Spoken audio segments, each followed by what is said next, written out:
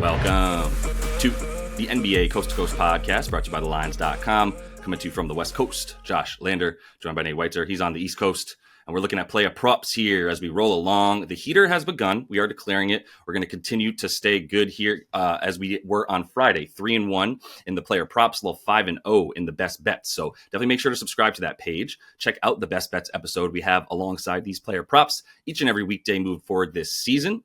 Let's stay hot, Nate, and get into it with your first player prop here for Monday night.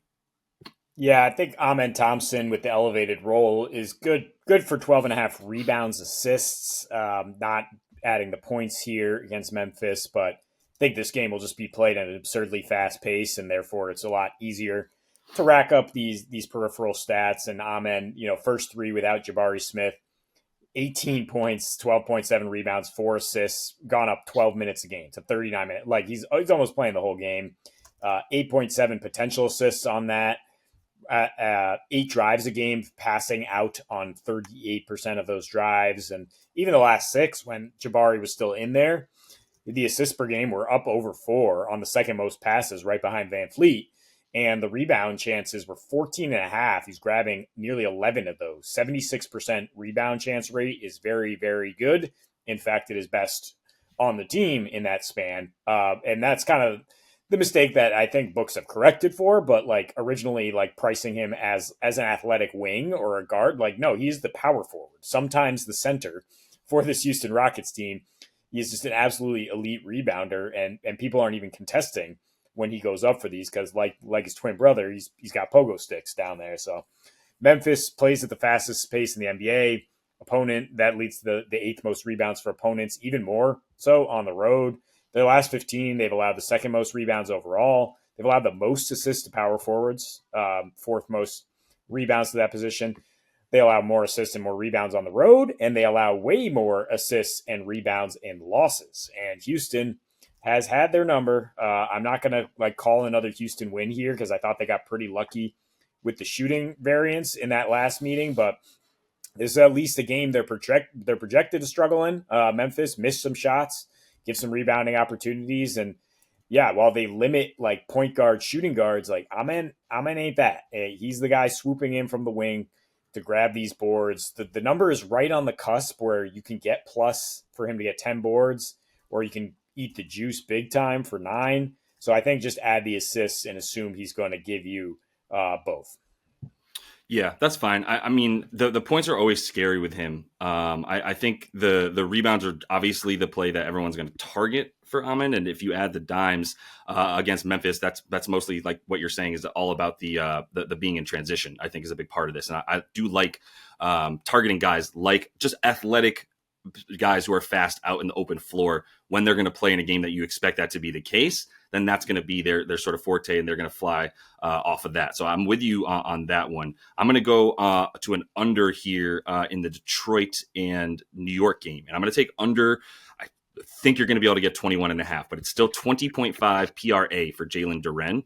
And this looked crazy high to me. I couldn't believe it when I saw his numbers because I've been watching the Knicks obviously and know how he has played against them this season and know how it's hard, man. It's so freaking hard for centers to play against the Knicks essentially right now, and it's mostly because of what Cat's doing on offense, and that's really just keeping centers from being able to get their boards and to get a rhythm on defense as well. And that's huge. So I'll see about this 21.5. It's not going to move in the wrong direction. I'll tell you that. I don't think it's going to move down at all for Duren. So I'm going to wait for that one. I think there's some incorrect perception that you need to focus on the center against the Knicks because that person is needed so much that they're going to get out there and get minutes. When in reality, small ball versus the Knicks is now you have to have a really good rebounder on your small ball lineup because Cat is the 2nd or 3rd, if not best rebounder in the league this year. He would be best, but Domas is out of control right now. It's 15.5 rebounds a game for Domas that you're gonna have to take on the line. But more importantly, if you have a guy like Duren out there, I just think he's gonna either get into foul trouble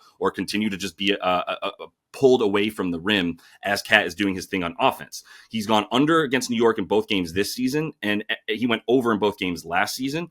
Last season, we were talking about a much different team. We're talking about not working through the center at all. One had Mitch Rob, one did not. But once again, the center is not doing anything. When you're guarding Mitch Rob, you're as a center, you should be pretty good at getting rebounds because you're not going to be anywhere away from the rim. Even on the pick and rolls, you don't have to go out there. You hedge a little bit and you drop right back because Mitch Rob's not going anywhere on offense. And now with Cat, it's different. You have to be pulled all the way out to the 3-point line. So that's why New York is limiting centers to the 6th fewest points and the 2nd fewest rebounds. And it's the rebounds that I really just, if he catches a few lobs here and there because Cat is not a good defender, fine. But like the points are, he's not going to get more than roughly 6 shots, which is where he's at on the season.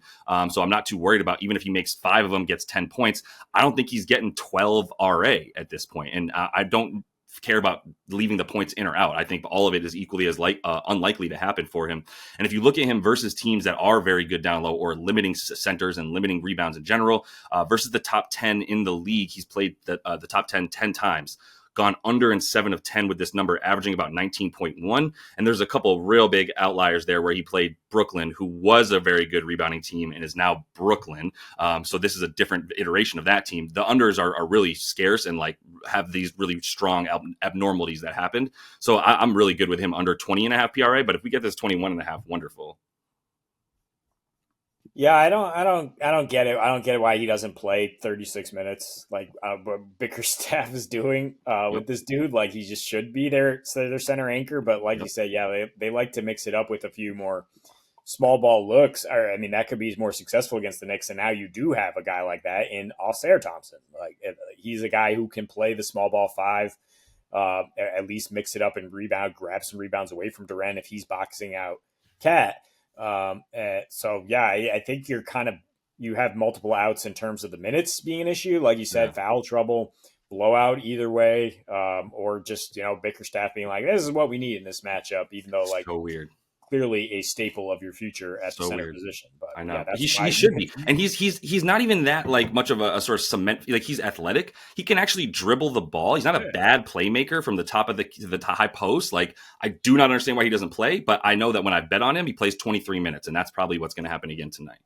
Yeah, well, maybe he'll go the reverse because now you're taking it under. But I know. Yeah, speaking of minutes in a blowout, Naz Reid, 13.5 points. Give me the bench man here. And by the way, Amen Thompson, is he going to be 6-man eligible at this point? Because he's plus 1,200 to win 6-man of the year. And Peyton Pritchard's starting to slow down. I think that race could be open if Amen qualifies. Yep. DeAndre Hunter also started to slow down a ton. So while you're talking about Amen, the problem would be if he starts too much, but I think Jabari Smith comes back and then he goes right back to the bench. So yeah. Well, we'll see. I mean, DeAndre Hunter, if you like empty calories, go ahead and vote for that guy. Like, what Amen Thompson is a absolute beast on both ends right now. But yeah, Naz should come off the bench here for the Wolves to get 13.5 points. I mean, you can ladder it up one more point to get plus odds potentially. Tried to add an adjusted line for the Wolves and can't even like really get more value out of that because it's 14 is the spread here. But the Wolves have only been favorites by double digits 5 times. They were all early season before they just started blowing everything. And Naz averaged 18.6 in just 26 minutes in those games. He had a lot of success against Portland, games they actually lost, right? 2 in a row. But Naz was out there getting buckets, trying to pull them out of a funk. And the commonality here is Portland allowed the most corner threes in home games or, among the most in general. Washington allows the second most. I mean, Washington is bad everywhere. They officially stopped playing defense, I guess. Solid 131 defensive rating in their last 4, and they're on a back-to-back here. So, I mean, the Wolves starters should set this up here, and Naz, I guess, kind of come through and spike it to finish. Finishing as the main option maybe with the second unit down the stretch.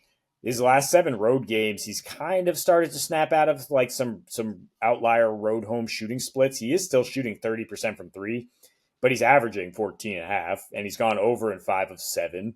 And those have come mostly against good defenses. Like I just think the Wizards, they are just an absolute tomato can. I don't think anyone's going to argue with me on that. Wolves projected for 119.5 here. They just don't have a lot of consistent scoring weapons besides Ant. So how are they going to get there, Books? It's it's probably Naz and DiVincenzo going to get a little hot here, and they're going to get their opportunities from 3. So as long as they can knock a couple down, I mean, Naz can also go to the basket, though, play make. I don't have a problem with you adding assists or rebounds here. But I think he's just going to be getting buckets off the bench. Yeah, if it's a Nas game, it's a Nas game. This is a guy I never get right, to be honest. But like in games where you expect him to get out there, they don't have a deep bench by any means. So he will be out there for a solid 20, 25 minutes in this one. And if it's around 25, you pointed it out.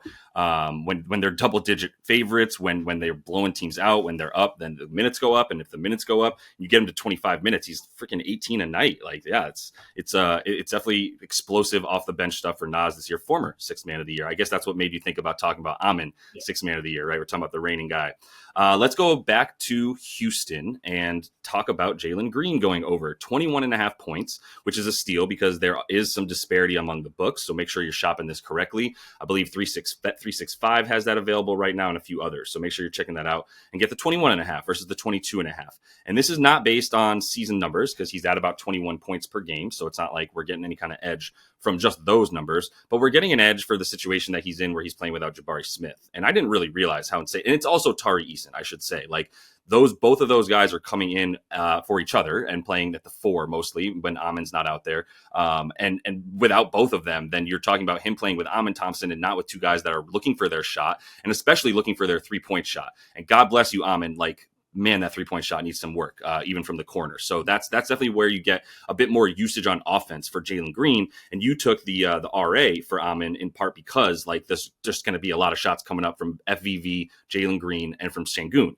And that's the case if you look at their numbers when they're on the floor here. Let's just start with the fact that over the last couple seasons, there's been 10 games that Jalen Green has played without Jabari Smith. He has gone over 21 and a half points in 9 of those 10. He's averaging 27 and a half points per game. He's averaging about 4 more shots per game than when he plays with Jabari Smith. Once again, Amin Thompson, not a guy that you're really wanting to pass the ball in the corner to when he's out there. Throw Jayshawn Tate in the mix as well, by the way. That's going to be some 4 minutes and some minutes at the 4 for Tate, which are not going to be there for two guys that would be shooting. And I trust me, you don't want to watch Jayshawn Tate shoot a 3-point shot. He is taking 10 threes per game without Jabari, which is the big thing here because it's about 7 to 7.4 with Jabari. And that's where those points to me are coming from. That's where the increase in points are coming from. 27 versus 19 points per game. Now it's a small say, it's 10 games. I get that, but it's 10 games where not just the numbers are better, the efficiency is better, but the volume is just, increases by like 30%, right? Like going from 16 shots to 21 shots per game without Jabari Smith is going to be a big deal that I think you can bank on and hold on to. If you look at the difference this year with Amin on the floor in that starting lineup with FVV, Brooks, and everybody else that starts, and you sub in Amin for Jabari Smith, you're talking about 21 shots per 36 without Jabari Smith on the floor for Jalen Green this season versus 17 shots per 36 with Jabari on the floor. So it's really just volume. This team is Memphis team is going to be most vulnerable, definitely against the spot up a little bit more than the pull up shot for sure, which Jalen Green can do both. I mean, this team doesn't really catch and shoot because there's no real passing going on for the Rockets. There's your turn, my turn stuff or a 2-man game with like a Şengün and Jalen Green or Şengün and FVV. But that's the bulk of their offense. So it's one of two guys having the ball in their hands, working with Şengün to get to the bucket or get a 3. And I'm just going to take him to on the volume alone here more than anything else. No, I think you really are taking it on volume. I mean, I would be careful with this one because he got 15 in the first half. Then Memphis completely adjusted the way they were guarding him last week, and kind of did a really good job slowing him down. And I mean, you said Jayshawn Tate, that was shooting outlier. I mean, Jalen Green's a good shooter, but he was hitting some pretty tough step backs to get going there in that first one. That's fair. I liked what you had in here more, which is Desmond Bane to bounce back after having just a dreadful game last week. I know you shied away because he screwed you last week. Let me tell you, I shied away mostly because over the course of the season when he is playing with Ja, it's just pretty glaring how many more shots, how much more he's shooting when Ja's not on the floor. And what I didn't like from the last game was the minutes that he was on the floor without Ja. Great. This is the first option. This is a dude you can rely on. When he's not out there, Ja's just as likely to pass to Brandon Clark as he is to Desmond Bane when he's just plummeting towards the hoop. So that's what scared me from Bane. It's still very low at 16 and a half to your point. And I shied away from it more because of that. But if you want to take Desmond Bane as well, I'm probably going to bet both these guys. But I hear your point about Jalen Green too. He made some tough shots. If you think there's going to be some corrective stuff in there then coming into this game, then that makes sense as well. Yeah, and I just think Memphis is going to have some revenge on their mind. I like any of their top 3 guys, I think, to come out aggressive. And and get to the rim against There. this Rockets team with them being shorthanded down low. It's what I expected to happen last week, and Yeah. they just they couldn't hang with the variance. But yeah, I think the Memphis offense comes with it. That's fair. Yeah, I think if you look at the shot quality index too from that game, man, like Memphis definitely had probably should have had a few more points than they did, and a few less points for Houston. So I hear that for sure. I'm going under in that game as well. By the way, that's in the best bets. But that's all the time we have for you in player props. Make sure you are subscribed to that page and check out those best bets. Until we see you next, happy betting.